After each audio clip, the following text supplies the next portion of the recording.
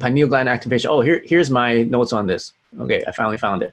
So as I said before, it opens your third eye, increases brain creativity, intuition, insight, see in your mind's eye imagination, also used for improving memory.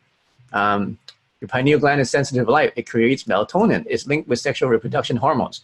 It's a source of ESP, perconnection, remote viewing, lucid dreaming, connection between the physical and spiritual worlds. Okay, so that's in the pineal gland activation frequency.